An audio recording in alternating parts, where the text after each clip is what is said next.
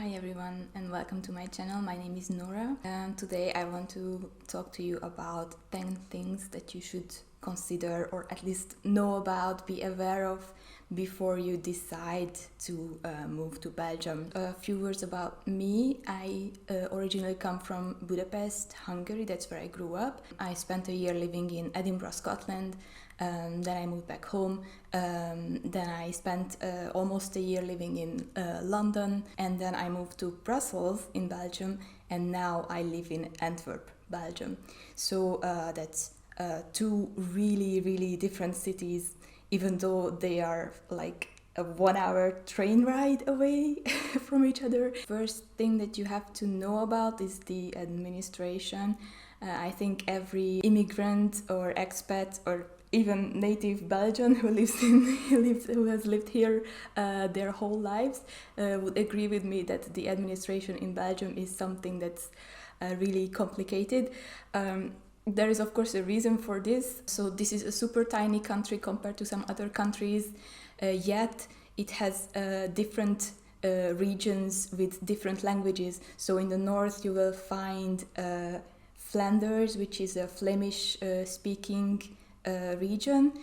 In Flanders you will find a little spot of Brussels, which is both French and Dutch speaking. In everyday life you will hear more French than Dutch, but the street signs, the ads, if you go to a cinema, the subtitles in the cinema will be in both languages.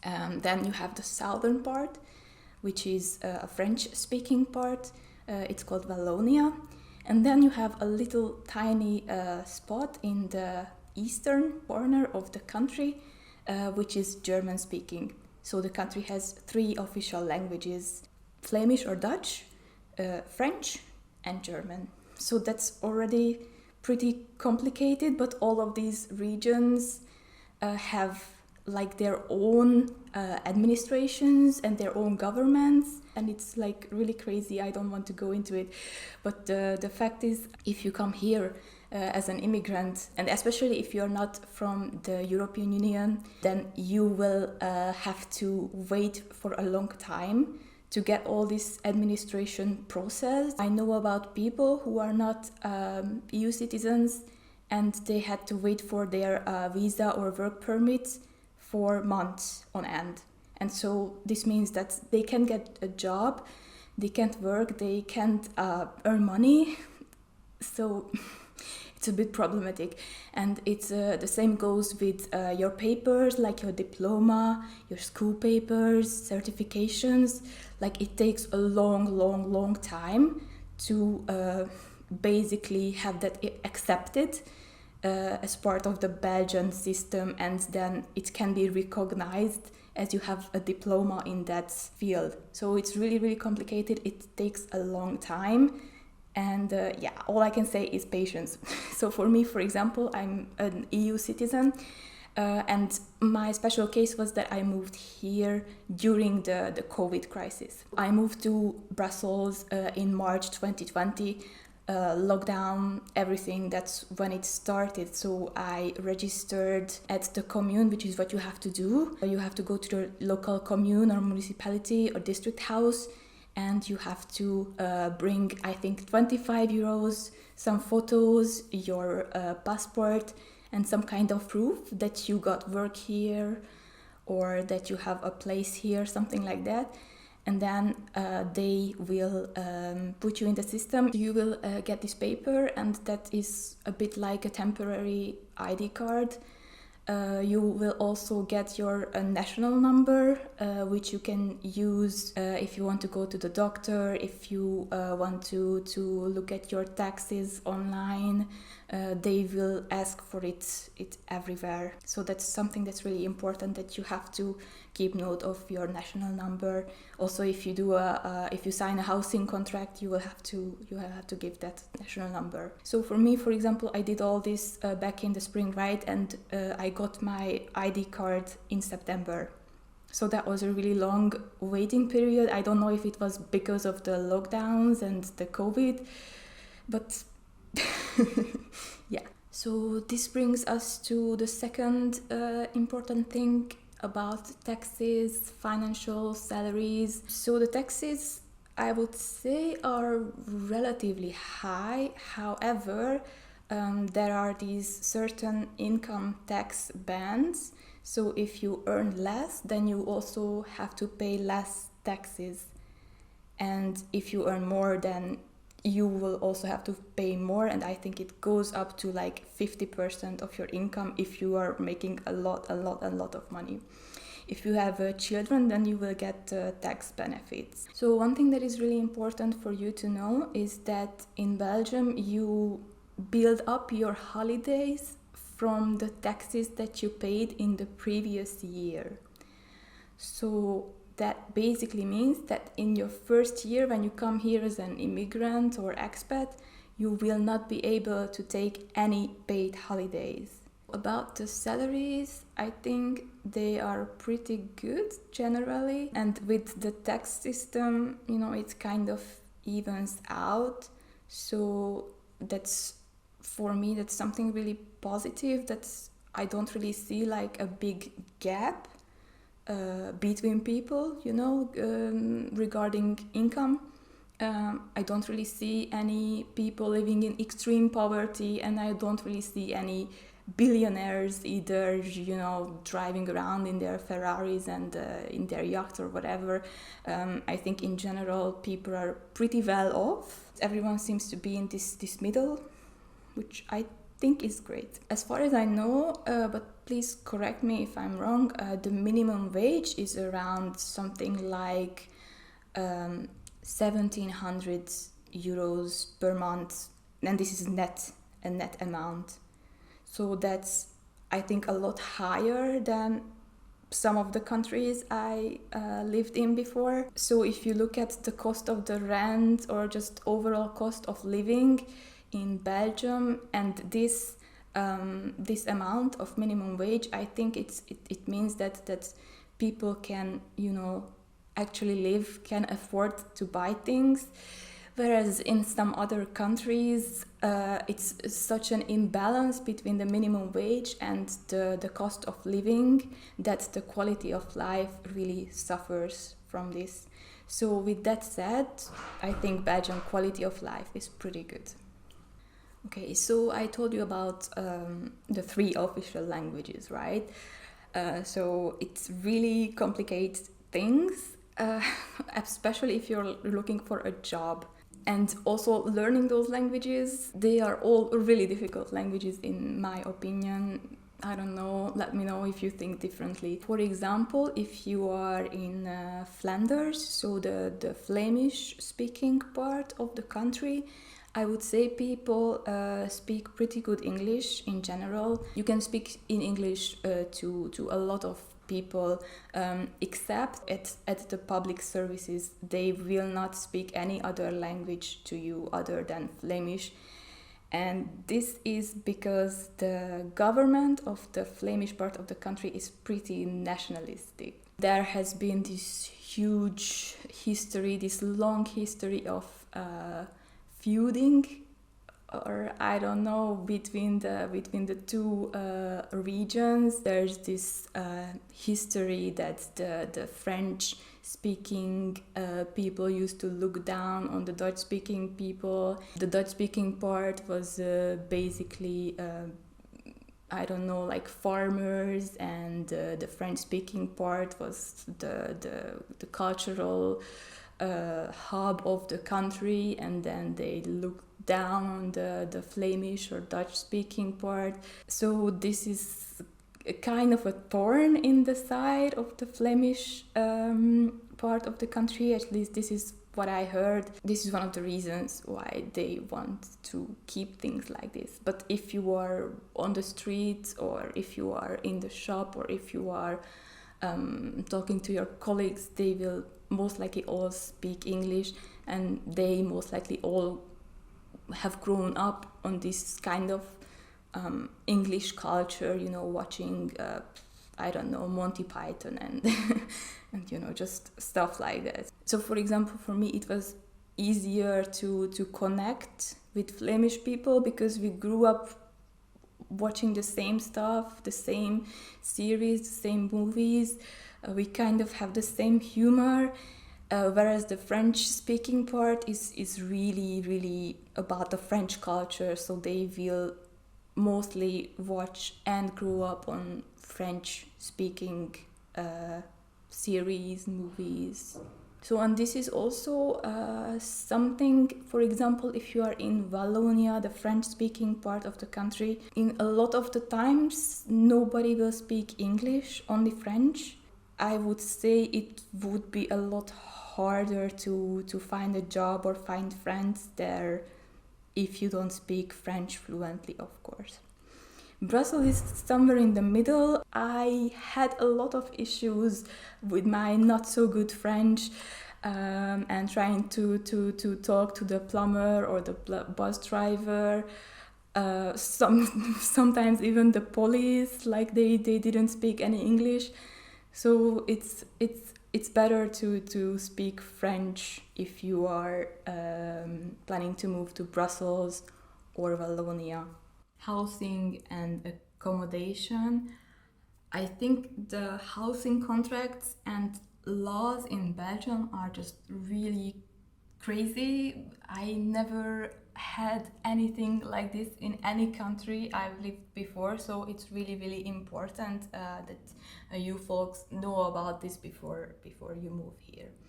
So let's start with the deposit, right? In general, I would say you have to pay 3 months deposit, which is a huge amount of money for an immigrant, especially if you're coming from, I don't know, Eastern Europe. I think in Brussels it may be only 2 months. It can also vary per contract.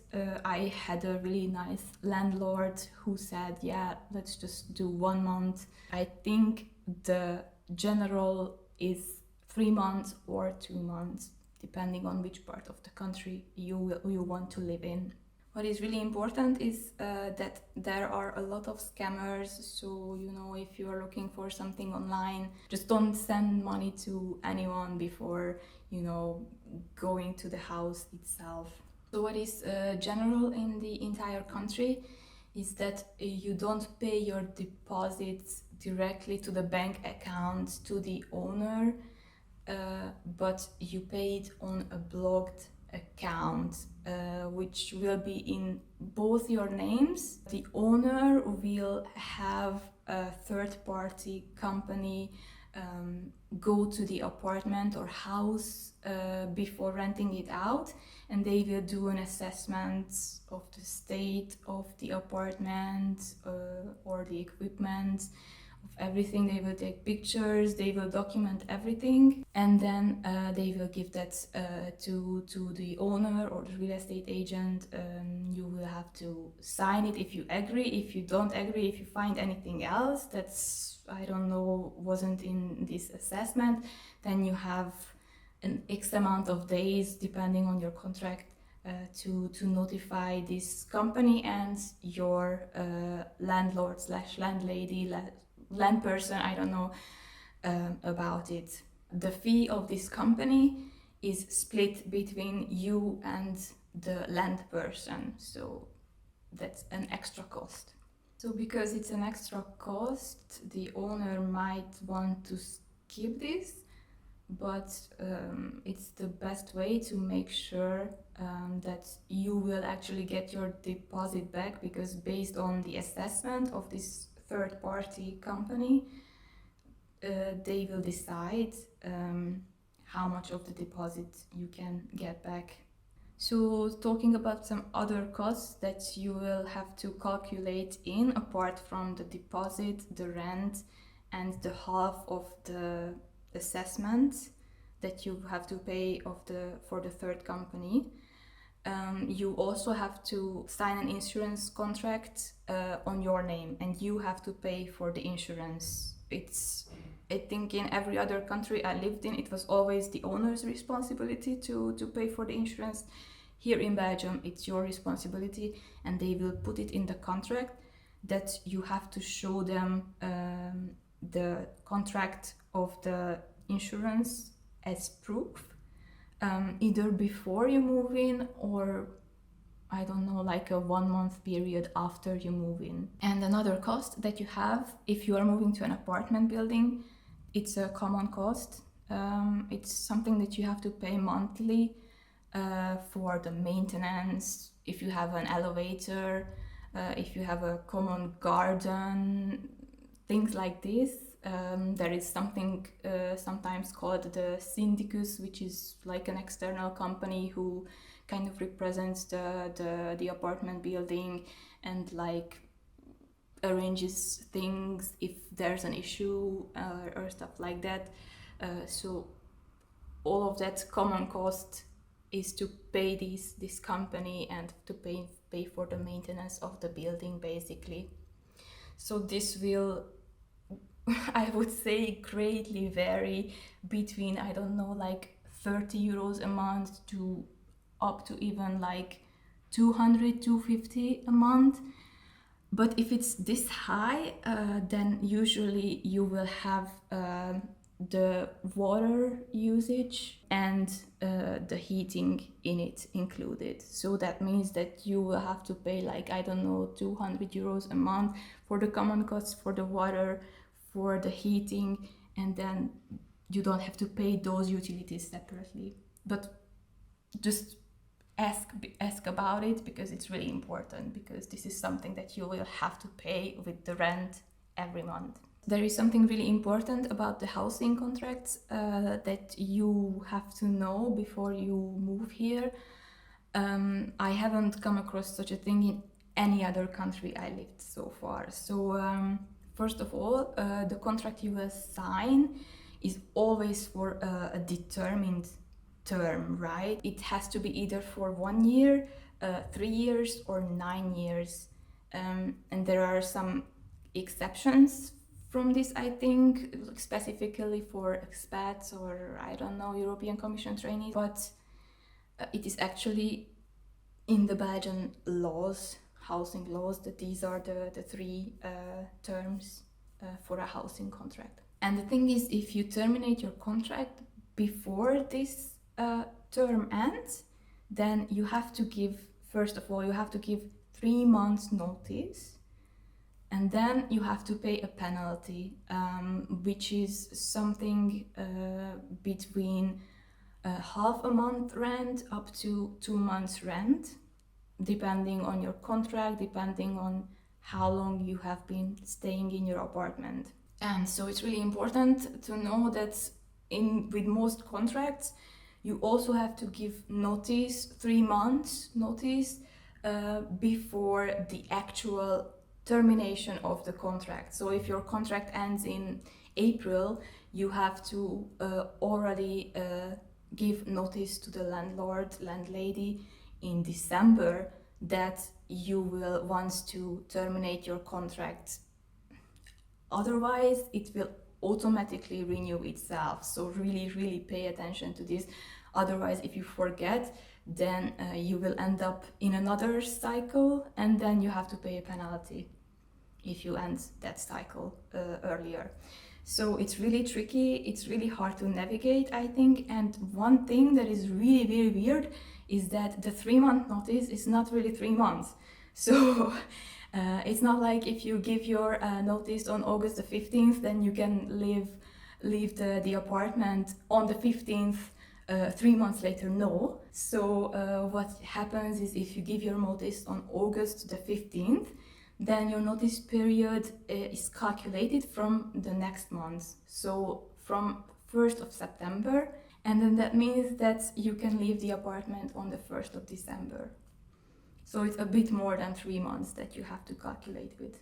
And another thing that is really important is that it's not enough to just send an email as a notice. You have to write a letter and send it as a recommended letter by post. Don't ask me why, please. I have no idea. It's just unnecessary complications, seriously. Something else that's really important and might have you end up having some extra costs is that a lot of the apartments are unfurnished. And usually none of them have a washing machine. So even if you find a furnished apartment, the washing machine is most likely not there. And another thing is, if you decide to move to an unfurnished flat, you know the Belgian buildings are really narrow. Like the staircases are super narrow and usually really steep. These are old buildings, and most of the time you won't be able to get the furniture up to your floor. So what you have to do is you have to rent an extra lift which parks outside of your building, and it will literally lift up your furniture, and like the movers will put it in through your window. So that's also an extra cost, of course, with the movers. And you also have to ask your local municipality to give you like a reservation for the parking space in front of your building where the car with the lift can park. So that's also an extra cost that you will have to calculate with.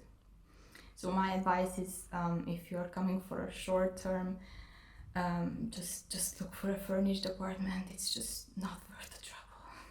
So just to go back to the job market a little bit. So I would say it's pretty difficult to find a job because of the language barriers, first and foremost. So if you move to Antwerp or somewhere in Flanders, most of the jobs will require you to speak fluent Dutch or Flemish.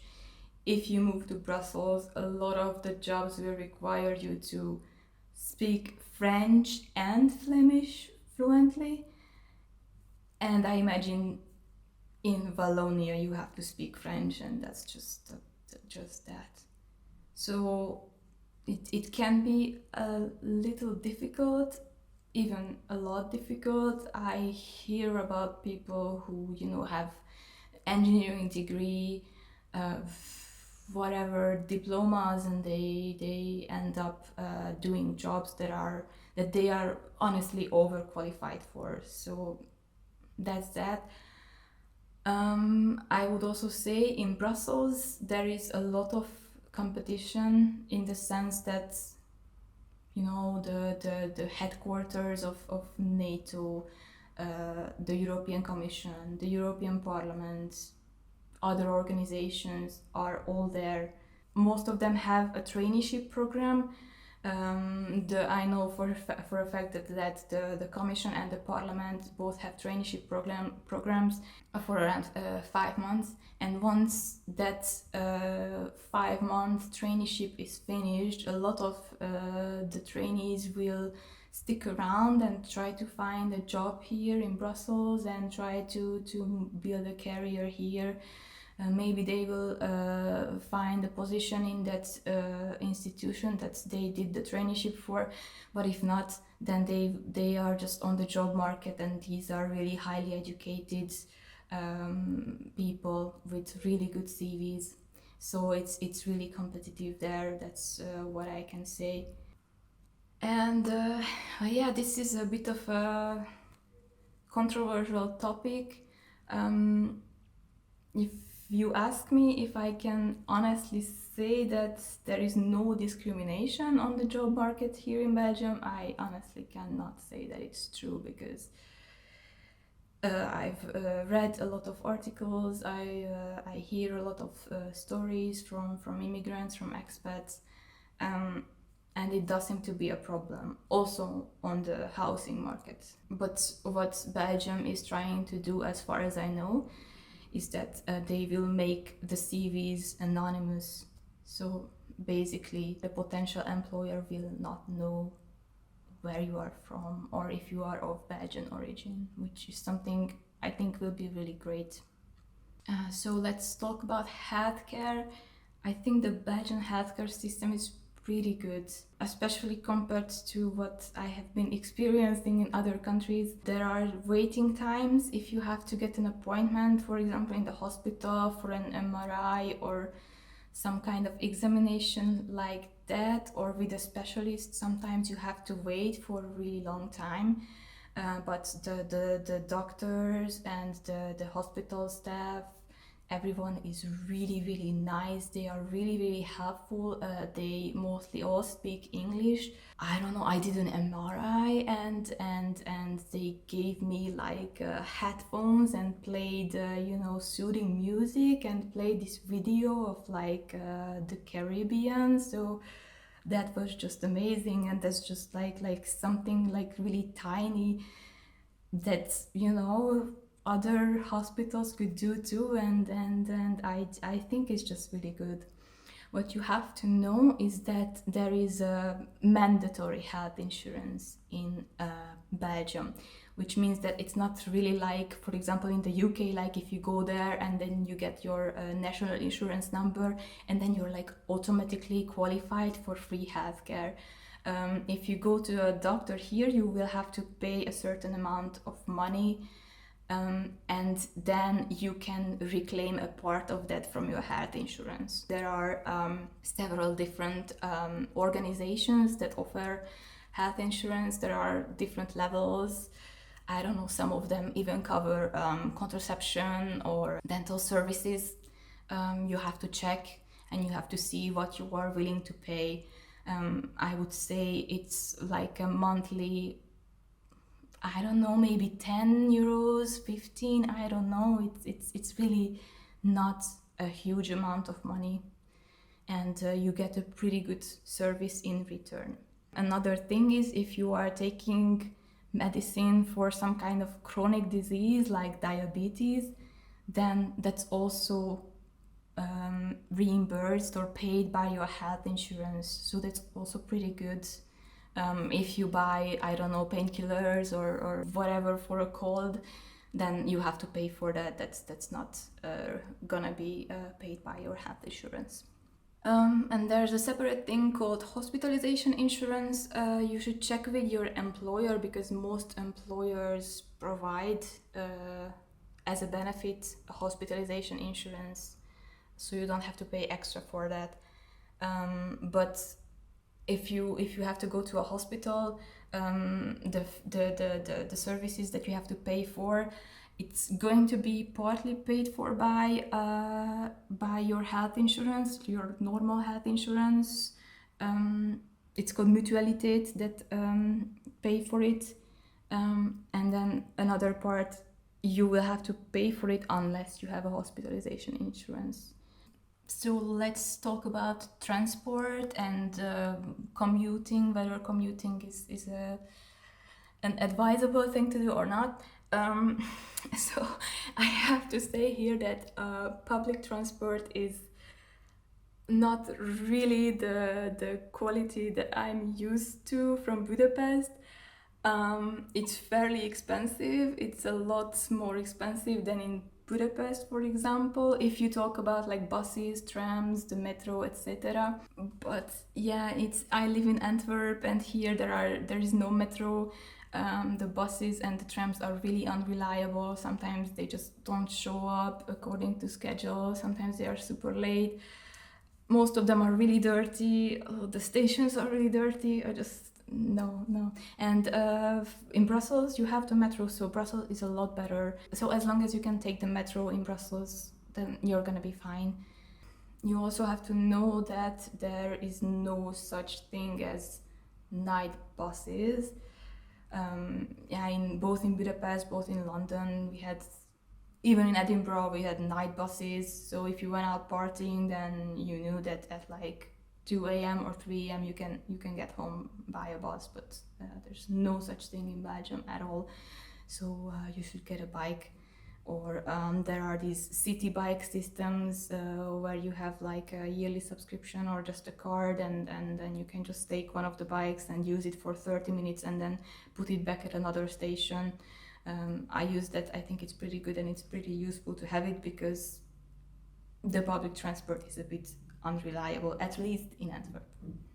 Talking about trains, though, I think the trains are pretty good. I mean, it's a small country, so you can get to another part of the country in like 2 hours by train. But also, it's fairly cheap, I think, compared to other countries in Europe. It's really nice, clean. The trains are sometimes delayed, but mostly if they are going to or through Brussels because of the railways that they get like blocked or something. I think it's pretty good, and on the weekends you can get a 50% discount on all your tickets, so that's pretty great. And then just to talk a bit about commuting, so it's a really difficult question. So if you are commuting from Brussels to another city, it can get a bit delayed with the trains. If you are commuting to Brussels from another city, um, the same thing, of course. When you're going home, one thing is that I would not recommend moving somewhere really far away from the train station in this case.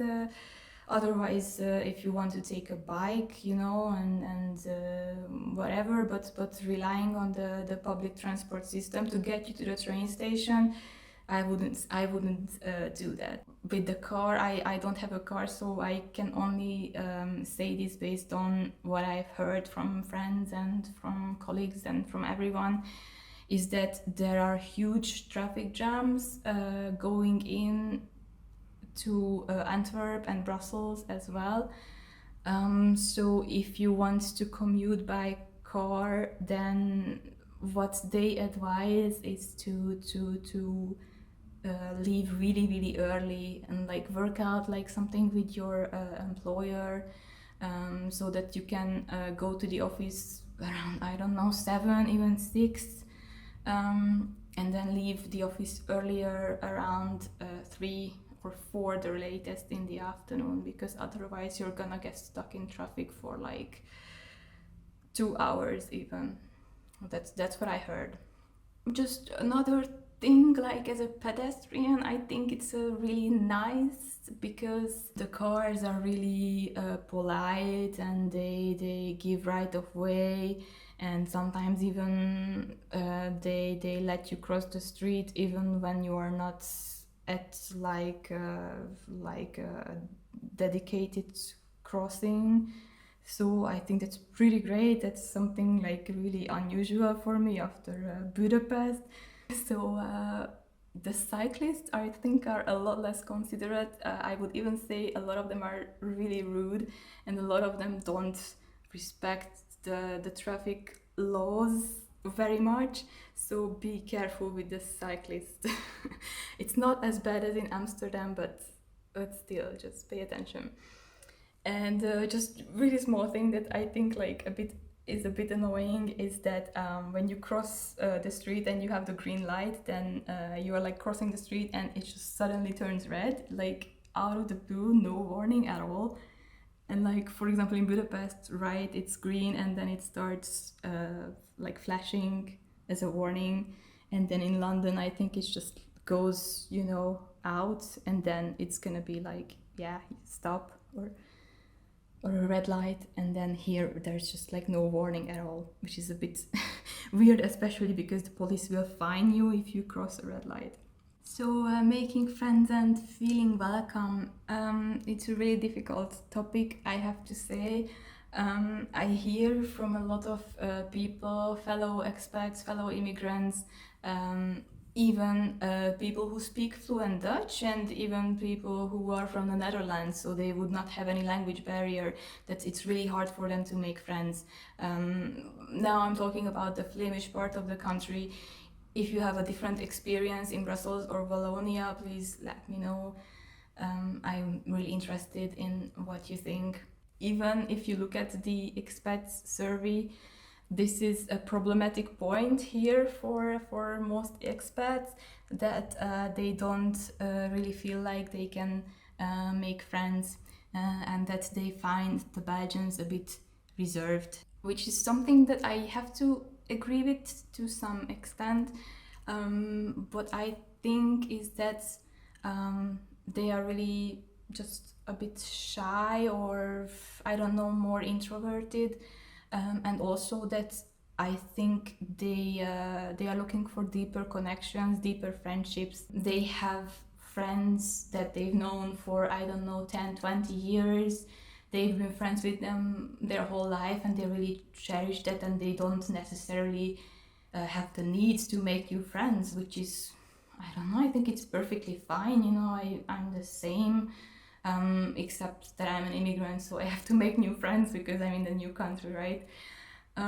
So I think it's pretty understandable in a way, and I think if you find yourself feeling like this,